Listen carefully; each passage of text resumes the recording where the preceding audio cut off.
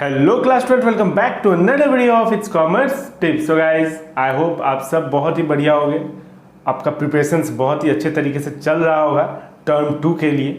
Term 2 start हो चुका है। ओके, आप कॉमर्स का पहला पेपर है इंग्लिश। ओके, 13 से स्टार्ट हो रहा है, उसके बाद बिजनेस स्टडीज़ है। तो आज आप देख ही रहे हो sample question paper, it's commerce tips का sample question paper business studies का आज हम लोग स्टार्ट करने जा रहा है for term 2। Okay, most expected question. Okay, आपको प्रैक्टिस करना बहुत ही जरूरी है। ओके, तो इससे क्या होगा, आपका जब प्रैक्टिस होगा तो आपका क्या होगा, कॉन्फिडेंट लेवल बहुत ही अच्छा हो जाएगा। ओके, तो चलिए टाइम वेस्ट नहीं करते हैं, सीधा क्वेश्चन पे आते हैं। ओके, चलो, it's commerce tips sample question paper business studies full marks 40। Question number 1, question आपकी स्क्रीन पे आ जाएगा। ओके, फिर भी मैं यहाँ पे एक बार पढ़ देता हूँ। Recruitment is one of the specialised activities perform by human resource management. Human resource management द्वारा परफॉर्म करने वाला एक स्पेशलाइज्ड एक्टिविटी है रिक्रूटमेंट, है कि ह्यूमन रिसोर्स मैनेजमेंट ही रिक्रूटमेंट करती है। Mention any 2 other specialised activity of human resource management. 2 और बताइए 2 मार्क्स के लिए। ओके, तो चलिए बिना टाइम वेस्ट किए 2 और बताइए। तो 2 और क्या हो सकते हैं, ले लिखिए।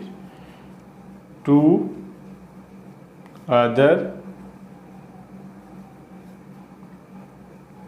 specialized activities of human resource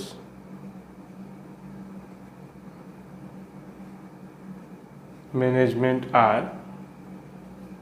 क्या क्या हो सकता है बताओ आप, बहुत सारे हैं इसमें। ओके, तो एक आप लिख लो,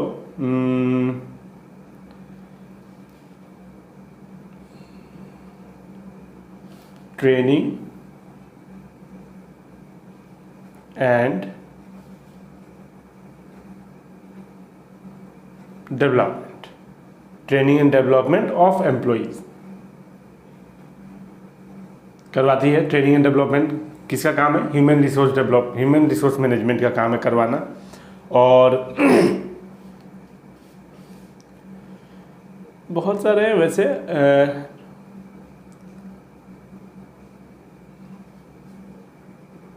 handling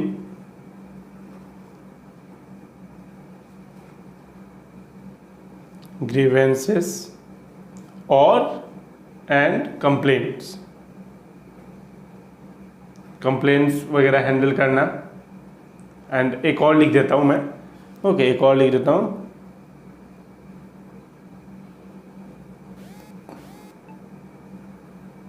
placement and orientation. Placement and orientation means मान लीजिए कुछ नया आया है तो प्लेसमेंट देना, और ओरिएंटेशन में जान पहचान करवाना, ताकि फ्रेंडली बिहेवियर मेंटेन हो सके, डर ना लगे, नर्वस ना हो। नया एम्प्लॉय, जो न्यू एम्प्लॉय आते हैं वो नर्वस ना हो। तो 2 other specialised activity of human resource management are training and development करवाना, ऐसा ना, रिक्रूटमेंट के अलावा ट्रेनिंग एंड डेवलपमेंट करवाना, हैंडलिंग ग्रीवेंसेस एंड कंप्लेन वगैरह, ग्रीवेंसेस ये सब हैंडल करना, और प्लेसमेंट और ओरिएंटेशन, प्लेसमेंट दिलवाना, और प्लेसमेंट हो जाने के बाद आपको जान पहचान परिचय करवाना, ताकि मतलब ऑकवर्ड फील ना हो, नर्वसनेस फील ना हो। ओके, बिलोंगिंगनेस आए। ओके, तो लगे मतलब मिलजुल के अच्छा से काम करे, है कि नहीं, अपनापन लगेगा तो मिलजुल के अच्छा से काम होगा, है कि नया एम्प्लॉय आता है तो वो घबराता है कि कौन है ये, कौन है, तो इंट्रोडक्शन वगैरह करवा देना, उसी को बोला जाता है ओरिएंटेशन। ओके, इंट्रोडक्शन वगैरह कराना, ये आपके सीनियर है, आपको इनको ड्यूटी करके देना है, ये आपके जूनियर्स है, सबऑर्डिनेट्स है, आपको इनसे काम करवाना है, तो ये सब। ओके, चलिए, तो ये हो गया क्वेश्चन नंबर 1 का आंसर। अब number 2, after setting the performance standard the next step is in the controlling process is the management of actual performance, measurement of actual performance. Explain this step in the process of controlling. अब controlling process में इसको explain करना है कि पहला process क्या है controlling का, setting performance standard, और next controlling का है जो आपका measurement of actual performance. Okay, तो उसको क्या करना है, explain करना है। 2 मार्क्स का है, तो आपको अकॉर्डिंग टू मार्क्स लिखना है। देखो, ज़्यादा भी नहीं लिखना है। ओके, ज़्यादा इधर उधर की बातें नहीं लिखनी, एकदम टू दी पॉइंट आंसर लिखना है। तो इसमें आप क्या लिखोगे मैं बताता हूँ।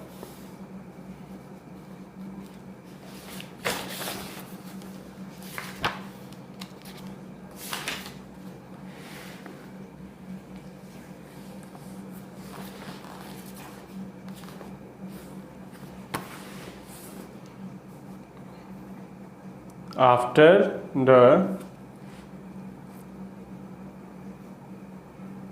establishment of standards, the next steps in is measuring the actual performance with the set standards, standard set करना। और ये कैसे होगा? This can be done by opting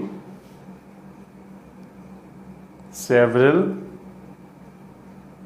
methods like personal observation,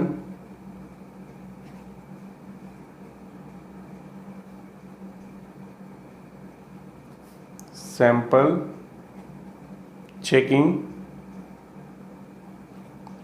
sample checking, performance report, etc.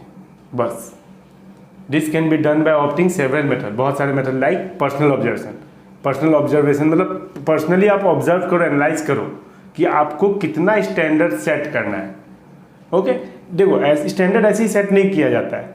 Okay मान लो आपने standard एक set कर दिया कि हाँ एक दिन में 80 यूनिट बनाना है, तो 80 यूनिट आप ऐसे नहीं बोल सकते। पहले आप एनालाइज करो 1-2 महीना कि हाँ कुछ वर्कर बना रहे हैं 78 यूनिट, कुछ वर्कर बना रहे हैं 82, तो एवरेज निकाल लो कि हाँ 80 यूनिट तो बन ही जाएगा। Okay sample checking, okay sample एक बना के चेक करो, परफॉर्मेंस रिपोर्ट कैसा परफॉर्मेंस हो रहा है। ओके तो ये सब बहुत अलग अलग तरीके हैं, और भी लिख सकते हो लेकिन 2 नंबर के लिए और लिखने का जरूरत है नहीं। Okay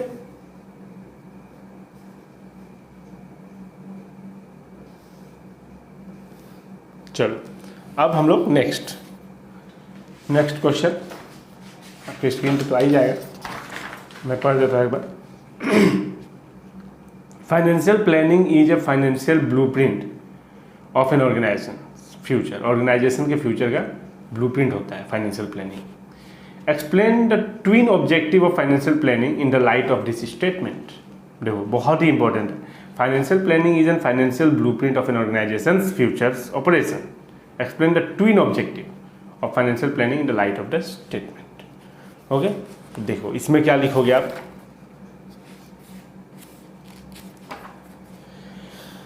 twin objective. चलो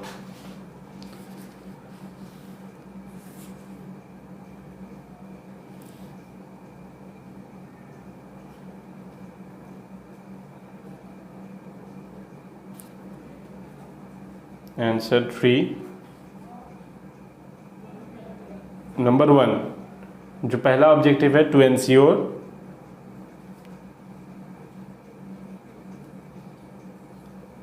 availability of fund whenever these are required। Okay जब भी रिक्वायर्ड है तब भी ले सकते हो। To ensure availability of fund whenever these are required, this include a proper estimation of fund। आप इसमें लिख सकते हो this include, इसमें मैं आपको हेडिंग दे देता हूँ ये वाला,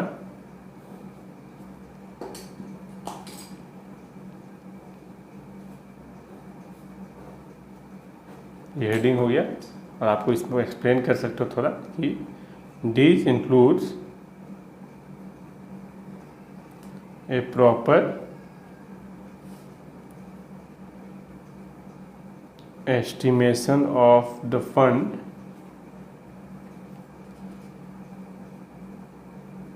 required for different पर्पस, अलग अलग पर्पस के लिए फंड रिक्वायर्ड होते हैं, such as for the purchase of long term assets और to meet day to day expenses of business. ये हो गया ETC। और दूसरा आप लिख सकते हो, दूसरा point, to ensure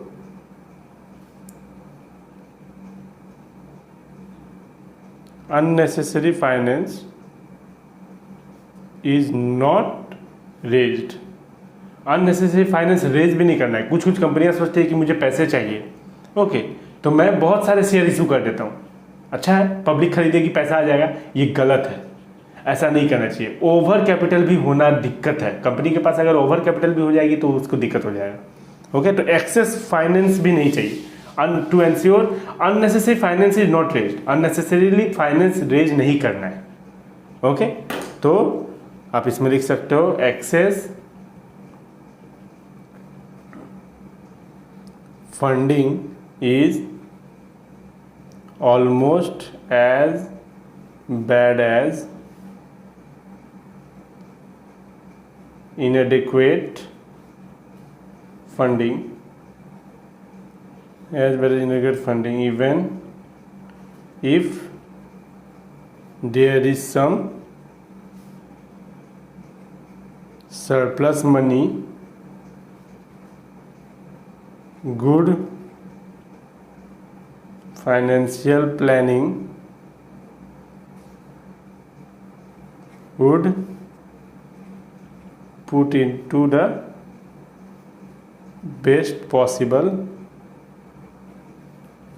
use so that the financial resources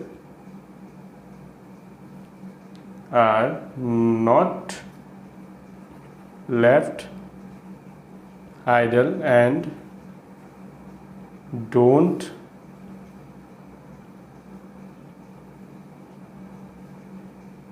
unnecessarily add to the cost, okay. तो ये दो पॉइंट आप लिख सकते हो कि to ensure availability of fund whenever these are required, जब रिक्वायर्ड हो तब फंड आ जाए, और अननेसेसरी फंड आना भी नहीं चाहिए।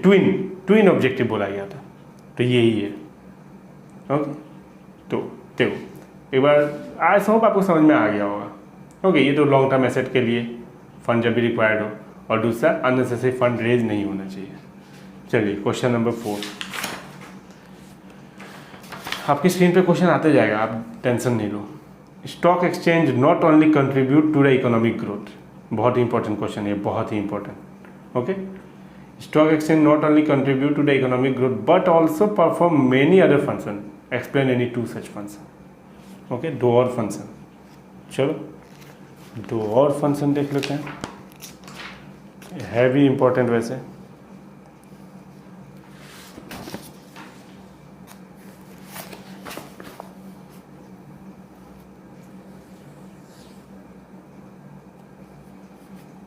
Answer number 4. Two other functions are: number 1, provides liquidity and marketability of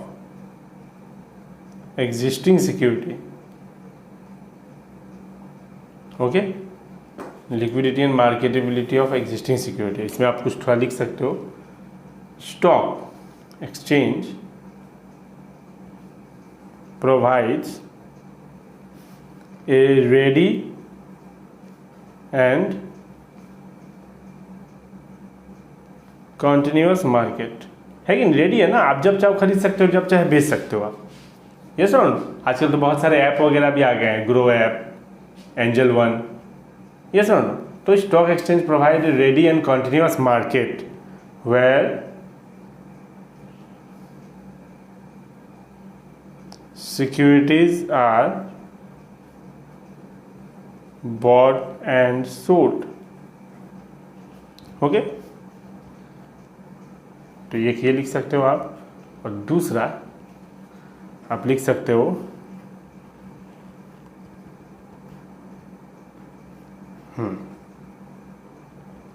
pricing of security.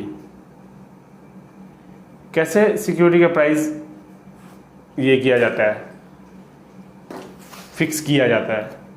क्या आपको पता है सिक्योरिटी का प्राइस कैसे फिक्स होता है? Yes, with the help of demand and supply of the commodity. देखो, the stock exchange helps in determining the prices of various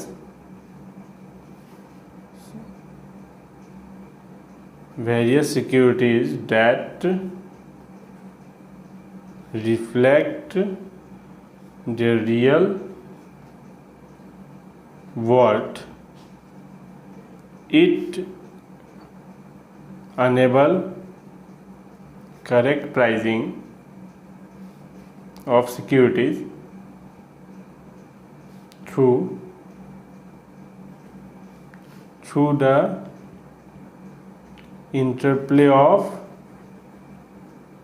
demand and supply. Demand and supply, market forces की वजह से। Okay, इसी को हम क्या बोलते हैं? Market forces. मार्केट फोर्सेस की वजह से आपका प्राइसिंग ऑफ सिक्योरिटी सेट किया जाता है। ओके, करेक्ट प्राइस कितना होना चाहिए प्राइस। ओके, डिमांड ज़्यादा है तो प्राइस बढ़ जाएगा, ये सब। डिमांड कम है तो प्राइस कम ही रहेगा। ओके, तो आई होप आपको समझ में आ गया होगा। Provide liquidity and marketability of existing security. Stock market provide ready and continuous market where securities are bought and sold. एकदम कंटिन्यूअस और रेडी है। लिक्विडिटी मतलब जब चाहो आप कैसे बदल सकते हो, जब चाहो आप बेच सकते हो। और pricing of security depend upon the market forces, that is demand and supply. Okay, चलिए number 5, state any 3 responsibilities that a consumer should keep in mind while purchasing, using and consuming goods and service. क्या क्या बातें ध्यान में रखनी चाहिए consumer को, okay, while purchasing goods and service. So answer 5। Okay, ये 3 मार्क्स का है। अब यहाँ से 3 मार्क्स का स्टार्ट हो जाता है। ओके, 3 मार्क्स आपका तो पैटर्न वही है ना, 2 मार्क्स, 3 मार्क्स एंड 5 मार्क्स, बस यही आपका पैटर्न रहेगा। 1 मार्क्स का क्वेश्चन नहीं आने वाला है आपका टर्म 2 में। ओके, तो while purchasing, using and consuming goods and services, consumers have following responsibilities. Number 1, देखो आपको ये मैं लिंक भी दे दूंगा। ओके, क्वेश्चन का और आंसर का आपको लिंक डिस्क्रिप्शन में मिल जाए, आप वहाँ से भी डाउनलोड कर सकते हो PDF। ओके, लेकिन समझना है तो आपको पूरा वीडियो देखना होगा। ओके, और मैं चाहता हूँ कि आपको समझा दूँ। ओके, क्योंकि बहुत ही इंपॉर्टेंट क्वेश्चन है। ओके, अब कंज्यूमर को क्या क्या रिस्पॉन्सिबिलिटी है कंज्यूमर की? तो number 1, B aware of different goods and services available। अलग अलग गुड्स एंड सर्विसेज क्या अवेलेबल है उससे अवेयर रहना चाहिए। क्या नया है क्या नहीं, कुछ भी डुप्लीकेट हो सकता है, ये सुनो। Buy only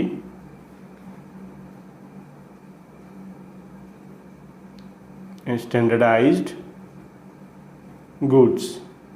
number 3,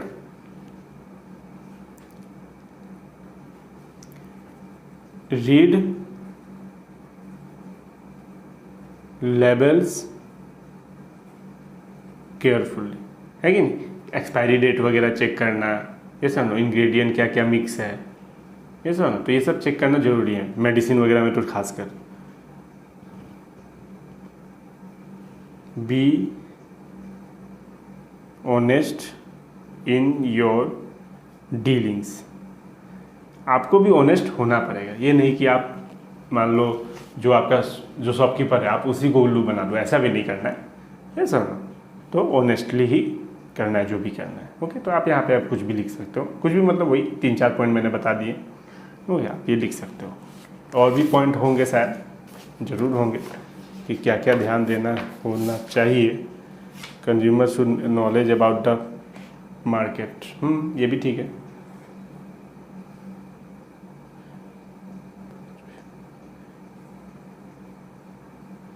consumer must be quality conscious. Okay, तो आप इसको एक्सप्लेन भी कर सकते हो। ओके, एक्सप्लेन भी कर दोगे तो ठीक रहेगा। 3 नंबर क्या है, आप इसमें से लिख के आप 3 एक्सप्लेन कर देना। एक्सप्लेन कर दोगे तो सही रहेगा। ओके, या मैं कर दूँ, बताओ, मैं इसमें से 3 को एक्सप्लेन कर देता हूँ, आपके लिए सही रहेगा। ओके, तो चलो मैं कर ही देता हूँ। नंबर 1 फिर से देखिए, तो ये पॉइंट आप लिख सकते हो। उसके बाद पॉइंट लिखने के बाद आप इसको एक्सप्लेन कर देना। तो इसे क्या है, 3 नंबर का है, तो एग्जामिनर जो है वो मार्क्स डिडक्ट करेगा ही नहीं, मार्क्स काटेगा ही नहीं। ओके, तो देखो अब यहाँ पे आप be aware of different goods and services, तो consumer should have knowledge about market, ये सेम ही है। ओके, ये पॉइंट और ये पॉइंट सेम ही है, कोई दिक्कत नहीं। आप ये पॉइंट भी लिख के एक्सप्लेन कर सकते हो। Consumer should be aware about various goods and service, aware होना चाहिए अवेलेबल जो भी अवेलेबल है market, so that an intelligent and wise choice, ताकि आप अच्छे तरीके से चूज कर सको। ओके, फिर आप लिख सकते हो consumer must be quality conscious. Okay, मैं लिख लिया हूँ ताकि ज़्यादा टाइम ना लगे। ओके, तो consumer must be quality conscious. Okay, quality उसको पहचान में आना चाहिए। Consumer should buy only standardise goods and so as they provide quality assurance. Okay, assurance मिले। कंज्यूमर मस्ट बी ऑनेस्ट होना चाहिए। Okay, consumer should be honest in his dealing, he should buy only legal goods.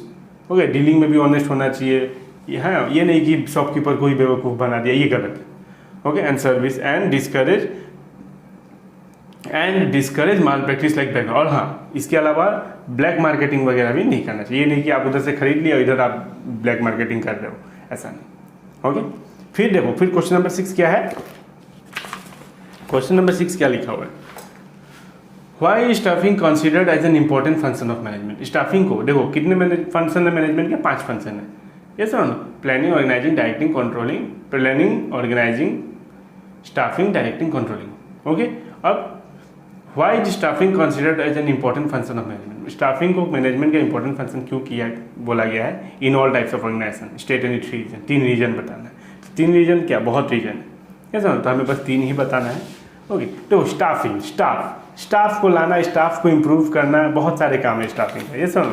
तो staffing is considered as an important function of management because of the following reason. Number 1, it helps in discovering and obtaining competent personal for various job. ये discover करता है, ये लेके आता है कि जिस जैसा लोग चाहिए, जिस समय पे सही पर्सन को लाना, सही जगह बैठाना, है कि नहीं, किसका काम है, ये स्टाफिंग का ही काम है। तो स्टाफिंग हेल्प्स इन डिस्कवरिंग, ढूंढने में हेल्प करता है स्टाफिंग, है कि नहीं, रिक्रूटमेंट के जरिए, सिलेक्शन के जरिए। पहले रिक्रूटमेंट होगा, है कि नहीं, फिर सिलेक्शन होगा कि 100 लोग हैं, 100 में से 5 सिलेक्ट होंगे जो कि बेस्ट है कि नहीं। And obtaining competent personal for various job, अलग अलग जॉब के लिए उनको चुना जाएगा।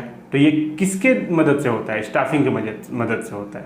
Number 2, it results in improved performance improve करना किसका काम है, स्टाफिंग का। क्यों, कैसे, by putting right person on the right job. अब मान लो जो पर्सन अकाउंट्स बैकग्राउंड से है तो उसको अकाउंटेंट बनाया जाएगा, है कि नहीं, तो उसका परफॉर्मेंस इंक्रीज होता रहेगा, ऑर्गेनाइजेशन का भी ग्रोथ होगा, उसका भी मन लगा रहेगा काम करने में। अब एक मार्केटिंग वाले को आप अकाउंट में डाल दोगे तो नहीं होगा, ऐसा ना। अब कोई सेल बैकग्राउंड से, उसका एक्सपीरियंस सेल 3 साल या 5 साल का सेल्स में है कि नहीं, तो वो अच्छे से कर पाएगा ना, अच्छे से डील कर पाएगा कस्टमर के साथ, वो कन्विंस कर पाएगा कस्टमर को, ऐसा ना। तो ये काम किसका है, सही पर्सन को सही जगह पे बैठाना, स्टाफिंग का, है कि नहीं। दोनों इंटर रिलेटेड ही है पर अलग आप लिख सकते हो। फिर नंबर थर्ड लिखते हैं हम लोग। Third number, it ensure the continuous survival and growth of an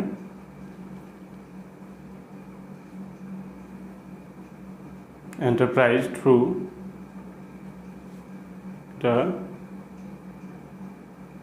succession planning by managers to ensure the continuous survival and growth of an enterprise। Growth होता रहे, कंटिन्यूस सर्वाइव करता रहे, इससे ये किसका काम है? स्टाफिंग का। स्टाफ चाहिए तो रिक्रूटमेंट करो, सिलेक्शन करो, ये चलता ही रहता है। ये जो रिक्रूटमेंट प्रोसेस है और सिलेक्शन प्रोसेस है ना, ये बड़े बड़े ऑर्गेनाइजेशन में रोज चलता है। ओके, रोज मल्टीनेशनल कंपनी में, एमएनसीज वगैरह में, ये मल्टीनेशनल कंपनी वगैरह में रोज होता है रिक्रूटमेंट, रोज सिलेक्शन होता रहता है। ओके, लाइन लगा रहता है। to ensure the continuous survival and growth of an enterprise through the succession planning of by manager। तो मैनेजर के अच्छा प्लानिंग से क्या होता है कि मैनेजर प्लान करता है ना कि हाँ इतने लोग बैठाते हैं हम अकाउंट डिपार्टमेंट में, 5 लोग सेल्स में बैठाते हैं, हाँ, तो ये सब किसका काम है? मैनेजर का। प्लानिंग करते रहते हो। ओके, तो आई होप आपको समझ में आ गया होगा। Next question, question number 7, explain any 3 points of importance of directing function of management. तो ये आ सकता है directing function, importance of directing function. Okay, 3 point लिखना है इंपॉर्टेंस ऑफ डायरेक्टिंग फंक्शन का। तो आंसर नंबर 7। ओके, ये तो हो गया। तो important point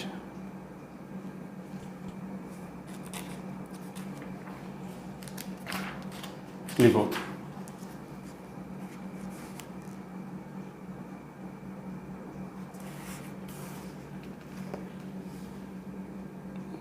number 1, direct, initiates action.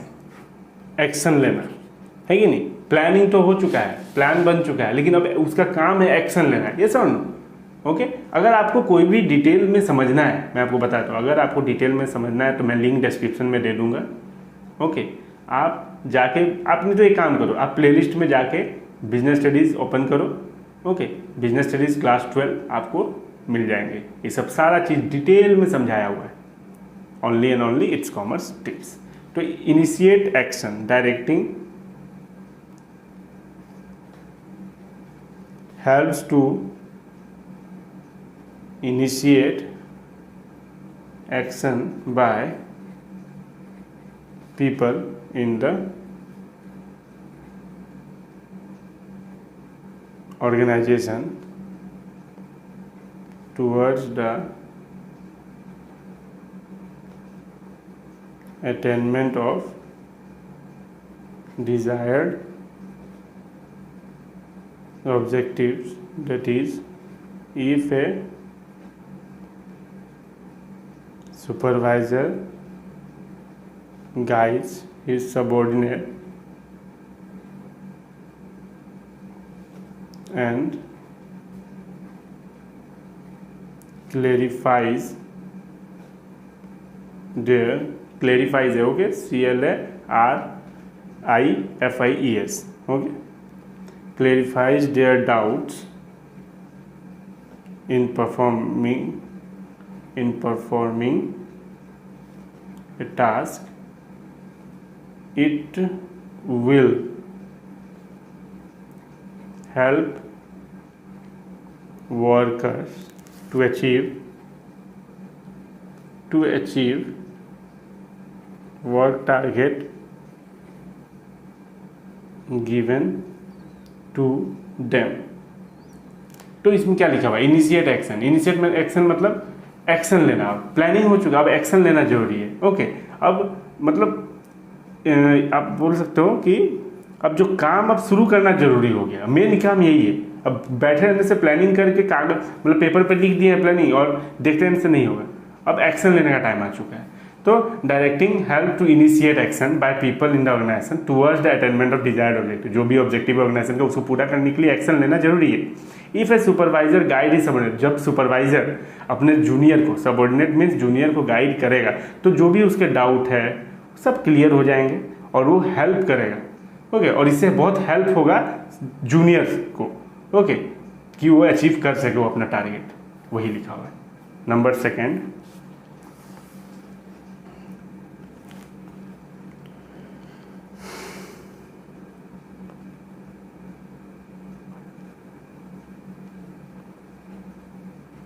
integrates employees efforts. So directing integrates employees effort in the organization in such a way that every individual effort contributes to the attainment of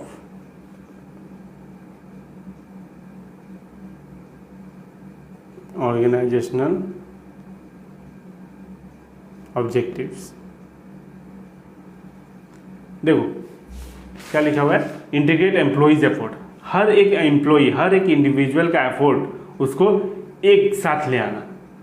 okay, हर एक employ अगर single direction में काम करेगा, organisation के लिए काम करेगा, okay, तो ये सब किसका काम है, ये सब बोलना किसका काम है, ये लीडरशिप वाला काम किसका है, डायरेक्टर का है। एक डायरेक्टर क्या करता है, डायरेक्टिंग करता है, ओके, मोटिवेट करता है। तो ये सारा काम directing integrate employees effort in the organisation in such a way, वो इस तरीके से करता है कि that every individual efforts contribute to the attainment of organisation, क्योंकि हर एक इंडिविजुअल का जो एफोर्ट लग रहा है वो काम आए ऑर्गेनाइजेशन की ग्रोथ के लिए, ऑर्गेनाइजेशन को ऑब्जेक्टिव को अचीव करने के लिए। ओके, तो ये है दूसरा, नंबर थर्ड, इम्प्रूव एफिशिएंसी। ये सब 3 मार्क्स का है। ओके, 2 नंबर का 4 आएगा, 3 नंबर का 4 आएगा, 5 नंबर का 4 आएगा। Directing guides employees to fully realise their potential and capabilities by motivating and providing effective leadership। अब देखो, improve efficiency, directing guide employees to fully realise their potential, help करता है लीडरशिप वाला क्वालिटी कि आप कर सकते हो, आप में वो पोटेंशियल है, आप करो। ये विश्वास दिलाने का काम किसका है, ये विश्वास दिलाने का काम डायरेक्टर का है। ओके, लीडरशिप का है, तो उसी को डायरेक्टिंग बोला। And capability by motivating and providing effective leadership, motivate करना कि आप उनका एफिशिएंसी बढ़ेगा ना, एम्प्लॉय का एफिशिएंसी और इंक्रीज होगा कि आप कर सकते हो, करो, वो एक ही काम को करते रहेंगे तो बस उनका एफिशिएंसी बढ़ जाएगा। तो ये सब फंक्शन है डायरेक्टिंग का। ओके, चलो next, state any 3 protective function of security and exchange board of India. SEBI का प्रोटेक्टिव फंक्शन, तो ध्यान रखना फंक्शन नहीं लिख देना, आप प्रोटेक्टिव फंक्शन लिखना होगा आपको। चलो नंबर 8, आंसर 8। ओके, ये तो हो गया। अब ऐसे लिखोगे तो आपको एग्जाम में पूरे फुल मार्क्स मिलेंगे, जो तो नहीं लिखना है, तो इधर उधर की बातें नहीं करनी है। एग्जामिनर पढ़ेगा तो फिर वो समझ जाता है कि यार ये तो कुछ भी लिख दिया है। ओके, अब थोड़ा हिसाब से लिखो, कनेक्शन बैठा के लिखो कि जो पूछा जा रहा है वही लिख दो, थोड़ा हो जाएगा। ये नहीं होता है कि पेज भर दिए तो मार्क्स मिल जाएगा, ऐसा नहीं है। ओके, चलो तो क्या है नेक्स्ट आपका स्टेटरी protective function, protective function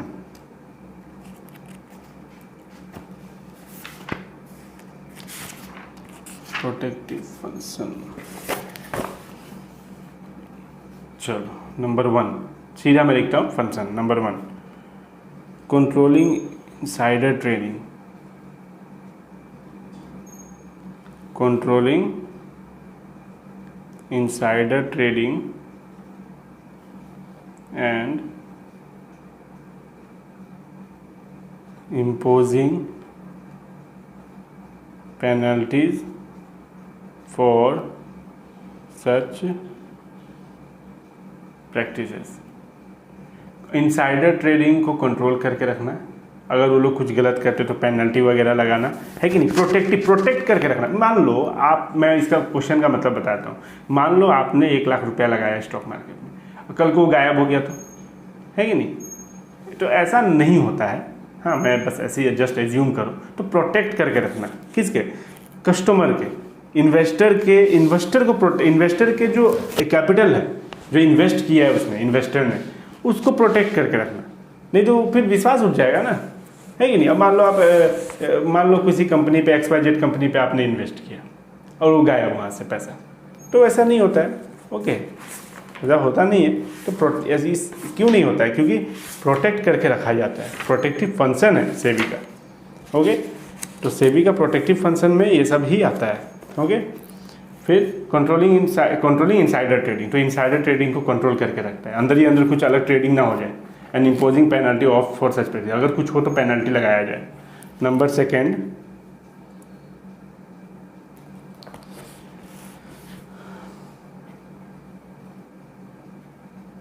prohibition of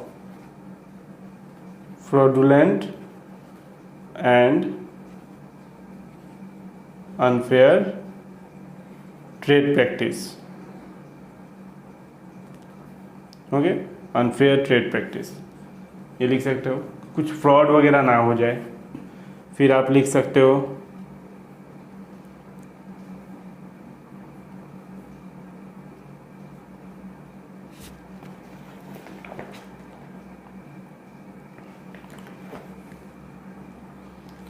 promotion of fair practice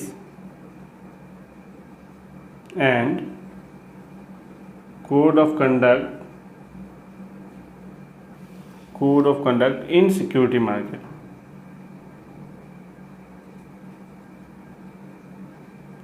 okay, तो प्रमोशन ऑफ फेयर प्रैक्टिस, सही तरीके से, ओके, ईमानदारी से काम हो और जो भी कोड ऑफ कंडक्ट है वो फॉलो हो सिक्योरिटी मार्केट में। ओके, तो आप ये 3 आराम से लिख सकते हो, 3 नंबर मिल जाएगा। देखो एक और बात, एक और ज्ञान की बात, ये जो फाइनेंशियल मैनेजमेंट है चैप्टर, ओके, चैप्टर नंबर आप बोल सकते हो 9, चैप्टर 9 जो फाइनेंशियल मैनेजमेंट है और चैप्टर 10 जो फाइनेंशियल मार्केट है, ये 2 चैप्टर खासकर आप इधर उधर की बातें नहीं लिखना, रिक्वेस्ट है आपसे। ओके, जैसा बोला गया है 3 नंबर का पॉइंट, 3 नंबर का है, आप 3 नंबर लिख दिया, आपको लग रहा है कि इतना छोटा सा लिख दिया और नहीं मिलेगा नंबर, मिल जाएगा। ओके, इधर उधर की बातें एकदम भी नहीं लिखना है। ओके, खासकर financial market and financial management. Okay, बाकी में भी नहीं लिखना है, बाकी में भी कोशिश करना है नहीं ही लिखें, पर इसमें तो नहीं ही लिखना ये दोनों चैप्टर का। कोई भी क्वेश्चन आएगा ये दोनों चैप्टर से, मान लो आपसे पूछा गया कि स्टॉक एक्सचेंज का फंक्शन क्या है, ओके, ये सब क्वेश्चन है, कॉमर्शियल पेपर क्या है, कॉल मनी क्या है, स्टॉक एक्सचेंज का फंक्शन क्या है, तो एकदम प्रॉपर जो पूछा गया 3 नंबर का है या 2 नंबर का है, 2 पॉइंट लिख दिया, आगे बढ़ते चलो, क्योंकि टाइम मैनेजमेंट भी है। आपके पास 3 घंटा नहीं है, आपके पास 3 आवर्स नहीं है, आपके पास 2 आवर्स है। ओके, चलिए नेक्स्ट क्वेश्चन है अपना क्वेश्चन नंबर 9। अब यहाँ से 5 मार्क्स का क्वेश्चन स्टार्ट हो जाता है। Explain the 5 rights of a consumer under the consumer protection act 2019। तो ये 2019 वाला आने वाला है। ओके, तो बहुत ही इंपॉर्टेंट क्वेश्चन है। ओके, देखते हैं इसमें आंसर क्या लिखना है। 5 rights, number 1 right to safety. तो सेफ्टी किसके लिए? कंज्यूमर के लिए। तो आप ये लिख सकते हो according to this right consumer has a right to be protected against goods and service which are hazardous to life, जो लाइफ के लिए खतरा हो, हेल्थ के लिए खतरा हो, प्रॉपर्टी के लिए उसका खतरा हो। ओके, तो right to safety is important for safe and secure life. एक सेफ और सिक्योर लाइफ के लिए राइट टू सेफ्टी कंज्यूमर को चाहिए, है कि नहीं? अब मान लो आप कोई मान लो आयरन स्ट्री लेके आए, ओके, और वो आपका ठीक से काम नहीं कर रहा है, आपको करंट लग गया, ये सब ना, तो वो तो दिक्कत है, ये सब ना, तो उसका लाइफ के लिए दिक्कत है, उसका हेल्थ के लिए दिक्कत है, ये सब ना। तो राइट टू सेफ्टी पहला राइट है कंज्यूमर का।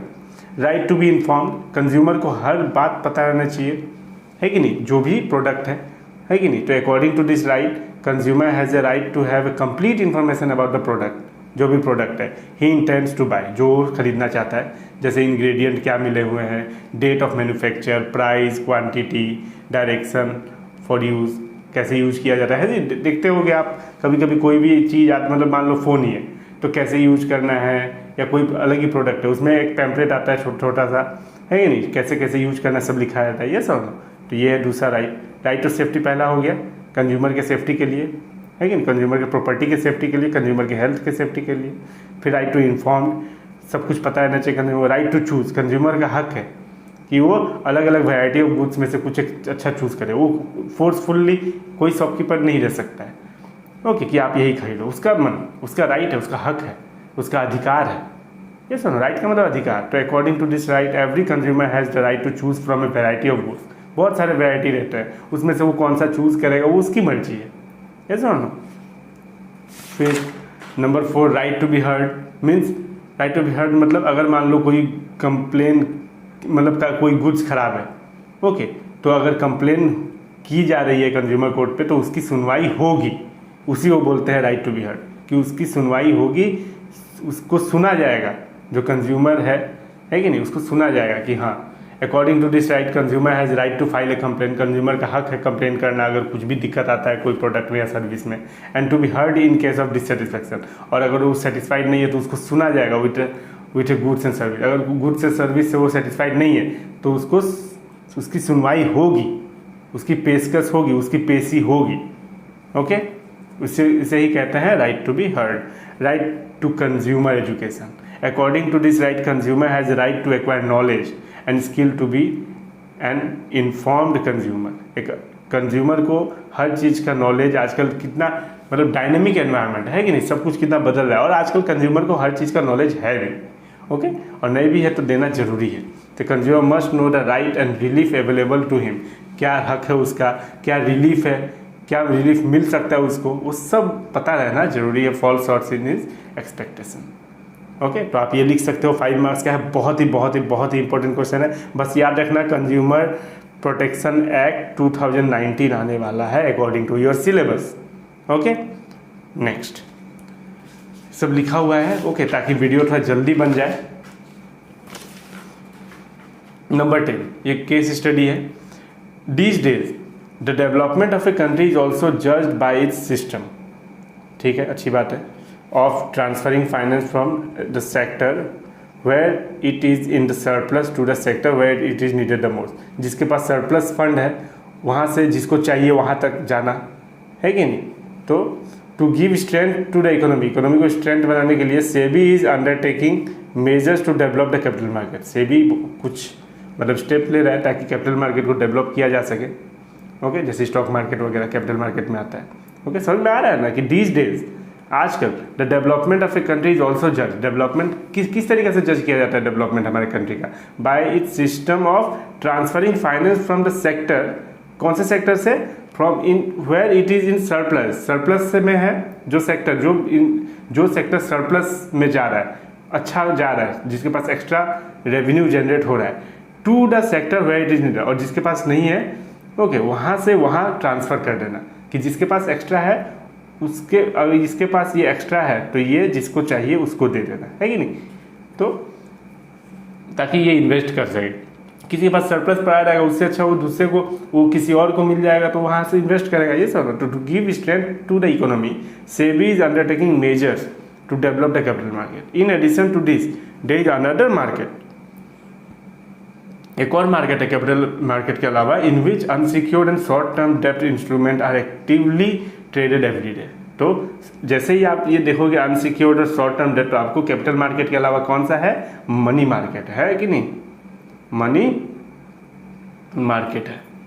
Okay, these market together help the saver and investor, saver investor दोनों को हेल्प करता है। ये सब हम लोग फाइनेंशियल मार्केट पर हैं, तो सेवर के पास एक्स्ट्रा सरप्लस मनी है तो बैंक में या फाइनेंशियल मार्केट में इन्वेस्ट करेगा, फाइनेंशियल इंस्टीट्यूशन में, तो जो इन्वेस्टर होगा वो लेगा लोन और इन्वेस्ट करेगा।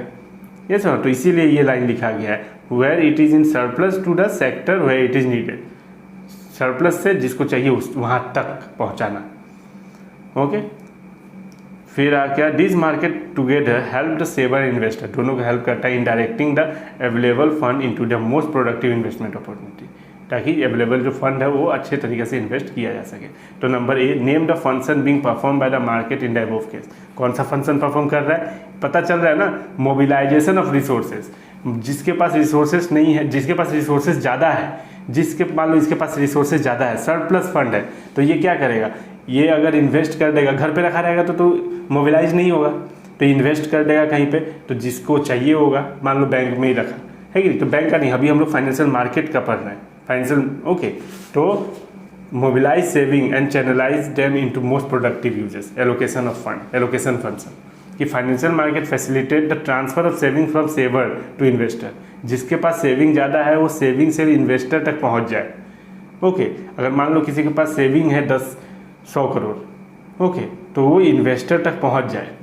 ओके, फाइनेंशियल मार्केट में के थ्रू, फाइनेंशियल मार्केट के through it provide the choice of different investment option to saver, saver के लिए अलग अलग ऑप्शन आ जाता है, which help them to invest और channelise their surplus fund into most productive use, ताकि इन्वेस्ट करो या फिर कुछ ऐसा चैनलाइज करो अपने सरप्लस फंड को ताकि उसका प्रोडक्टिव यूज हो सके। ओके, तो ये आपको ऐसे ही समझ में आ गया होगा। ओके, ये कौन सा चैप्टर का है, फाइनेंशियल मार्केट वाले चैप्टर का है। फिर नंबर सेकेंड क्या दिया हुआ, name the market segment other than the capital market segment in which unsecured and short term डेब्ट इंस्ट्रूमेंट आर ट्रेडेड। तो कौन सा है, money market, money market is the market segment where unsecured short term डेब्ट instrument are traded. Okay, I hope आपको ये समझ में आ रहा होगा। ये वाला पार्ट बहुत समझना जरूरी है, क्योंकि ये वाला पार्ट यहीं से आ रहा है, यहाँ से, कि the system of transferring sector where it is surplus to the sector where it is needed the most, कि क्या होता है, आप देखे होंगे, मैं आपको बताता हूँ, एक बार समझाया, तो ये समझाना बहुत जरूरी है समझना। ओके, ये देखो, ये आपको देखो, ये देखने से पता चलेगा, financial market, household can buy security from the financial market to produce fund to the business fund. क्या है, हाउस होल्ड है। ओके, किसी के पास एक्स्ट्रा सरप्लस फंड है, ये सुनो, तो फाइनेंशियल मार्केट, बैंक नहीं, बैंक को छोड़ो, ये तो पता है कि जिसके पास सरप्लस फंड होता है वो बैंक में रखता है, लेकिन बैंक को अभी नहीं पढ़ना है, बैंक हम पढ़ चुके हैं। बट इस चैप्टर में हमें क्या पढ़ना है, हमें पढ़ना है फाइनेंशियल मार्केट। तो हाउस होल्ड क्या करता है, फाइनेंशियल मार्केट में रखता है, और जिसको चाहिए होता है वो फंड वो वहाँ से लेके अपना लोन या डेप्ट के तौर पे लेके अपना बिजनेस स्टार्ट करता है, इन्वेस्ट करता है। ये सुनो ना, फाइनेंशियल मार्केट के थ्रू। ओके, तो वही लिखा हुआ है यहाँ पे, देखो, financial function of financial market. Financial market क्या है, financial market is a market for the creating and exchanging the financial asset. Financial asset को क्रिएट करना और एक्सचेंज करना, जिसके पास सरप्लस है वहाँ से जिसको चाहिए वहाँ तक पहुँचाना। किसी के पास सरप्लस है, किसी के पास बहुत पैसा है, ओके, और किसी के पास पैसा नहीं है लेकिन वो इन्वेस्ट करना चाहता है, ओके, तो वहाँ तक पहुँचाना। ओके, तो financial market mobilise saving and channelises them into most productive uses, allocative function. Financial market facilitates the transfer of saving from saver to investor. Transfer करना सेवर से लेके इन्वेस्टर तक, सेवर है, सेवर से इन्वेस्टर तक कैसे पहुंचेगा, जब वो पैसा निकलेगा बाहर। It provide the choice of different investment option, अलग अलग इन्वेस्टमेंट ऑप्शन है टू सेवर के लिए, which help them to invest, या तो इन्वेस्ट करो और channelise their surplus fund into most productive use. Okay, तो ये हो गया, ये हो गया। और इसके बाद आपका दिया हुआ है also give any 3 points of difference between the two मतलब मनी मार्केट और कैपिटल मार्केट का डिफरेंस। ओके, तो ये आपकी स्क्रीन पे आ जाएगा, बहुत ही आसान है, ये सीधा साधा क्वेश्चन है कि डिफरेंस बिटवीन मनी मार्केट और कैपिटल मार्केट मांग रहा है ये। ओके, तो आपकी स्क्रीन पे आ गया होगा। ओके, इसका आंसर नेक्स्ट क्या है, question number 11। Explain in brief the various steps involve in the process of staffing. Various step staffing process बोल रहा है। ओके, तो स्टाफिंग प्रोसेस मैंने यहाँ पे शॉर्ट में लिखा है, मैंने बस पॉइंट लिख दिया है। पूरा का पूरा स्टाफिंग का वीडियो आपको मिल जाएगा प्लेलिस्ट में। आप प्लेलिस्ट में जाना, business studies class 12 staffing chapter में जाना, प्रोसेस ऑफ स्टाफिंग लिखा हुआ है। ओके, आप आराम से इसको देख सकते हो। वैसे स्टाफिंग का प्रोसेस है क्या क्या, एस्टिमेटिंग मैन पावर रिक्वायरमेंट, वो कैसे एस्टिमेट किया जाएगा, वर्कलोड एनालिसिस और वर्कफोर्स एनालिसिस से वर्कलोड कितना काम है, वर्कफोर्स कितने लोग और चाहिए, कितने लोग और चाहिए, ये सब ना। Recruitment, selection, placement and orientation, training and development, performance appraisal, promotion and career planning और कंपेंसेशन। ओके, तो पूरा का पूरा आपका मिल जाएगा अच्छे से प्लेलिस्ट में, बिजनेस स्टडीज क्लास 12। तो यहाँ अगर आपको समझ में नहीं आया तो आप देख सकते हो। और हाँ, आपको ये पॉइंट ऐसे नहीं लिखना है, आपको ये पॉइंट लिख के आपको डिस्क्राइब भी करना है, जो कि मैंने करवाया हुआ है वीडियो में। ओके, जो कि मैंने वीडियो में अच्छे से नोट्स बनवाया हुआ है। ओके, आप वो आंसर आराम से लिख सकते हो। ओके, चलो, तो ये बहुत ही इंपॉर्टेंट क्वेश्चन है, staffing process. Next, number 12 and the last question, a business that doesn't grow dies. जो बिजनेस ग्रो नहीं करता है वो मर जाता है। सेम मिस्टर रॉय ने कहा, the owner of Roy marble limited with glorious 36 months of its grand success, ठीक है, having a capital base of 80 crore। With in a short span of time the company could generate cash flow which not only cover fixed cash payment obligation but also create sufficient buffer। चलो, बहुत ज़्यादा company चल रही है अच्छी। The company is on the growth path and a new breed of consumer is eager to buy the Italian marble। अब Italian marble खरीदना चाह रहा है, sold by Roy marble. Okay, and a new breed of consumer is eager to buy। अच्छा, खरीदना चाहता है the Italian marble sold by Roy marble, जो रॉय मार्बल सोल्ड करेगी limited, Roy marble limited. Okay, फिर to meet the increasing demand mister Roy decided to expand his business. अब वो business expand करने का सोच रहा है, डिमांड हो रहा है ना उसका, बाय एक्वायरिंग ए माइन, एक माइन करेगा, माइनिंग करेगा। This required an investment of 120 crore, 120 crore का इन्वेस्टमेंट लगेगा उसके लिए। ओके, डिमांड बढ़ रहा है उसका, अब ये सब इटालियन मार्बल का। To seek advice in this matter he called his financial adviser mister Seth. अब इसके लिए वो फाइनेंशियल एडवाइजर को बुलाया, mister Seth, who advised him about the judicious mix of equity and डेप्ट। ये डेप्ट है, ओके, इक्विटी एंड डेप्ट। ओके, इक्विटी 40% और डेप्ट आपका 60%। वो बोला कि इक्विटी 40% लो और डेप्ट 60% ले लो। एक सेकेंड, हाँ, डेप्ट है 60% डेप्ट ले लो। Okay, mister Seth also suggest him to take loan from a financial institution, financial loan ले लो, as the cost of raising fund from the financial institution low. ठीक है, कम पैसा लगता है फाइनेंशियल इंस्टीट्यूशन से लोन लेने में। Through this will increase the financial risk, but financial risk increase होगा, but will also raise the return to equity share holder. लेकिन हम लोग रिटर्न भी दे सकेंगे equity share holder. He also appraised him that issue of debt will not dilute the control of equity shareholder। और उसको बोला कि जब हम लोग डेट इशू ऑफ डेप्ट हम इशू करेंगे, will not dilute the control, तो कंट्रोल नहीं ले पाएगा shareholder, equity share holder. At the same time the interest on loan is a tax deductible expensive, और इंटरेस्ट ऑन लोन भी tax deductible है, कोई दिक्कत ही नहीं है for computation of tax liability. After due deliberation with mister Seth, mister Roy decided to raise fund from the financial institution. तो after बातचीत करने के बाद मिस्टर सेठ के साथ मिस्टर रॉय ने डिसाइड किया कि अब वो फंड रेज करेगा फाइनेंशियल इंस्टीट्यूशन से। तो number A, identify and explain the concept of financial management as advise by mister Seth in the above situation. तो ये जो आधा इक्विटी आधा डेप्ट ये लेने का किया है, ओके, सेठ ने बताया, तो ये क्या बता रहा है, आइडेंटिफाई हम क्या हो जाए, ये कैपिटल स्ट्रक्चर है ये। ओके, डेप्ट और इक्विटी जहाँ आ गया, ये कैपिटल स्ट्रक्चर है। कैपिटल के स्ट्रक्चर बता रहा है कि एक काम करो, तुम डेप्ट ले लो 60% और इक्विटी ले लो 40%। मतलब डेप्ट मतलब लोन और इक्विटी मतलब अपना पैसा, सेविंग, रिटेन अर्निंग आप बोल सकते हो। तो इट रेफर्स टू, पहला का आंसर होगा ए का capital structure. It refers to proportion of डेप्ट एंड इक्विटी, कितना प्रोपोर्शन आप डेप्ट लेने वाले हो, किस रेशियो में इक्विटी लेने वाले हो, use for financing the operation of the business, ताकि आप बिजनेस चला सकें। ओके, तो इसमें ये बोला गया है, तो ये 1 नंबर मिल जाएगा आपको। और रहा 4 नंबर का बात, तो यहाँ पे वही लिखा हुआ, state the 4 factor affecting the concept of identified in part A above which the has been discussed between mister और मिस्टर सेठ।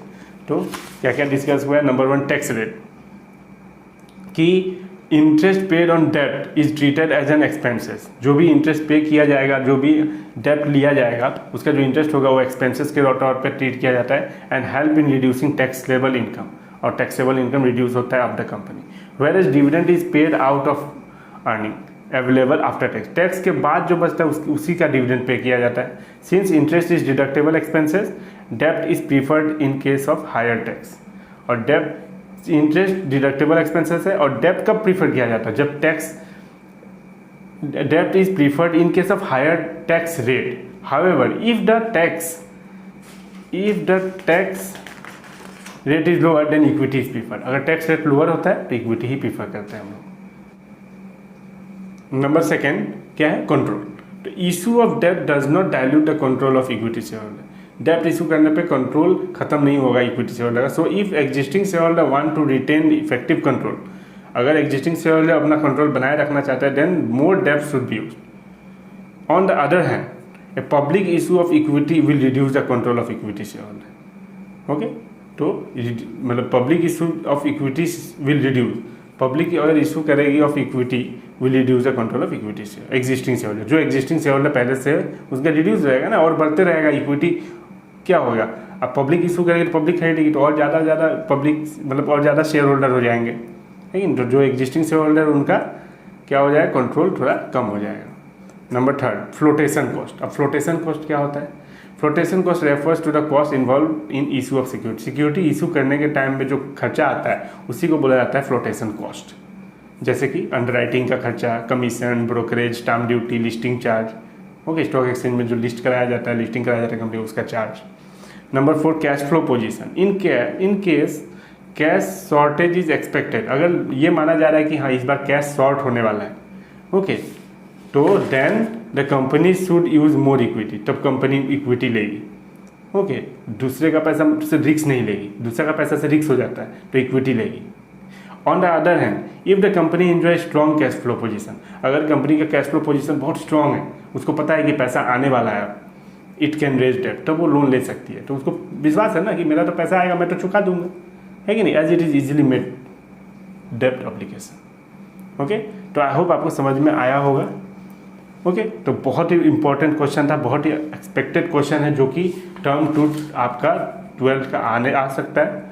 ओके, तो आई होप आपको समझ में आया होगा पूरा का पूरा क्वेश्चन। आप अच्छे से देखो, अच्छे से अपना तैयारी करो टर्म 2 का। मिलते हैं इकोनॉमिक्स के सैम्पल पेपर के साथ, तब तक के लिए do like share and subscribe the channel.